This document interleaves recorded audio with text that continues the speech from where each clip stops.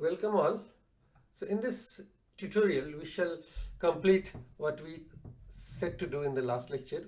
That is, we did the movies.razor movies component, which is the parent component, to complete the delete operation. So let's flip over to Visual Studio again.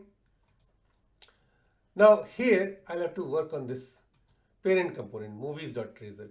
The first thing we need to do is to wire up this delete button so that it will it will make the modal pop up and also hook up the on click event with some method. Okay, so we'll set it out to do these properties, data target and data toggle.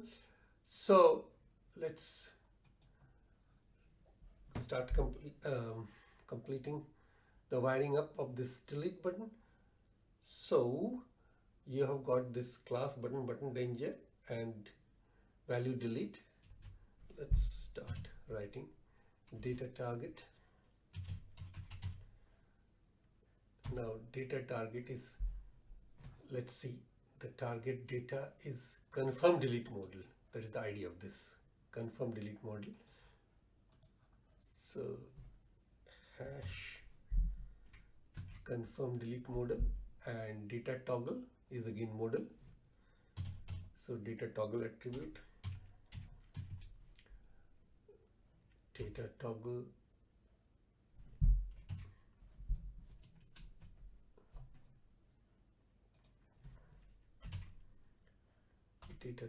is modal. It's automatically suggesting to you, so you accept that and then add on click for an event which I have not written. So I'll just make a shell of it just for a reminder that we need to fill it. Okay, so on click equals, I'll just make it double quotes and keep it empty for the time. Okay, and later on we'll fill it up once we have written that method. So now we'll have to write a method which I call prepare for delete, and we'll start writing from the last line of the code. So here this is a private method which returns null void, and I'll call this prepare for delete because it will be preparing for the delete operation, final deleting it from the database. And I will pass a movie object, call this movie, and curly braces, pair of curly braces, and all this one will do is to set this movie object to the passed in movie. Movie object is assigned the argument value. Okay, passed in argument value, that is movie. Right, and once this is done, then there is a final delete movie method which will be a async method, and this will actually, it will access the service instance and call the delete movies method, pass in the movie ID, and then it will invoke a JavaScript Interop and hide the model again. Okay, and then it will refresh with the latest movies from the database. So 3 or 4 things it will do. Let's see. So below this last method that we have written, so again private, and this time this is an async method, async of task, and then this is a list of movie. Okay, why? Because this is a list of movie, for the simple reason. So this will be a task, just a task, it will return a task. So async task, and I'll call this delete movie, delete movie. All right, so let us do step by step. So I will initialize a movie variable var movie. So it will get the type at compile time with the var keyword. So I'll call this service instance, await service dot, and then you can see delete movie. And what is the argument? That is ID. It is accepting an ID. So this will be passed from the movie object,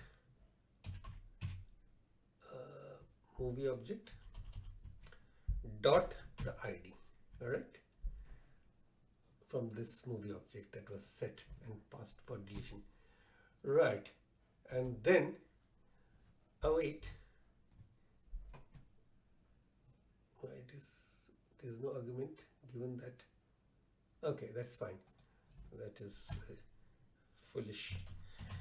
It's a bug maybe.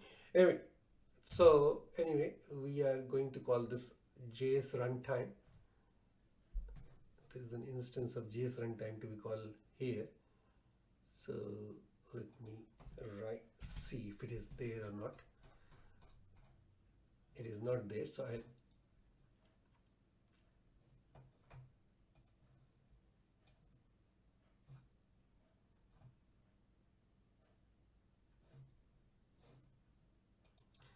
So now let us inject an instance of IJS runtime.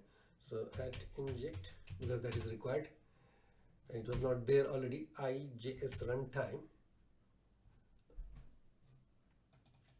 and call this JS runtime. Okay, in JavaScript Interop, like we did for the earlier case. Okay, now here I will call this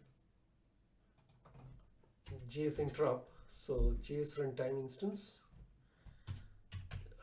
JS runtime,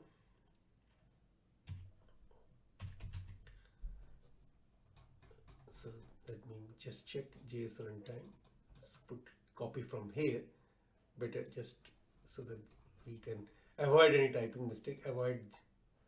Okay, so JS runtime dot invoke async. Okay, so invoke async method, and this will operate on the object type, and then within a pair of braces, what this is expecting, this is expecting a string and an object array. Okay, string identifier. So what is the identifier? That is the hide modal. That was the function that we wrote in the earlier lecture for jQuery. That was in host.cshtml, if you want to recall it. Just here it is. So hide modal, that's again required, being called here, and then pass the confirm delete modal here. Confirm delete modal, which is the dialog that we have just created in the previous lecture. Okay, and then in the third line, movies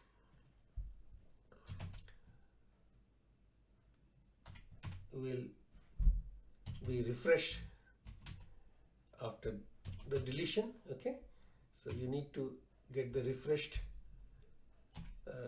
record in the grid. So service dot get movies, this time this will be get movies. Okay, after the deletion has been carried out. And finally, you reinitialize movie object instance with new movie. All right, so delete movie is done and dusted. Now you need to call this newly created child component, the confirm delete dialog, in the parent, which is this movies.razor. So you have to call this confirm delete. So this will be confirm delete, and on click. Okay, that was the delegate, that was the discussed, that is the event callback for your recollection. on mouse event arcs on click. So this is now being used over here. So on click equals at delete movie. So delete movie. So I'm calling that delete movie on click event. All right. At delete movie, and then close this tag. So everything will be okay. Right. And it's ready to function. Let's run this application and see for ourselves. Now, before running the application, one last thing that remained was to fill it up. At onClick event, you need to call this method prepare for delete and pass in the movie object. So now if you run this application, it should build and work. So I have built and run the application. So now it is in front of you, and if you click on delete, it is asking for confirmation. Do you want to delete this movie? Yes, cancel. So if you click yes, this is deleted. All right, delete this, deleted. So we have achieved what we set out to do. So we have actually been able to complete our CRUD operation, and we have done the delete as well. Okay.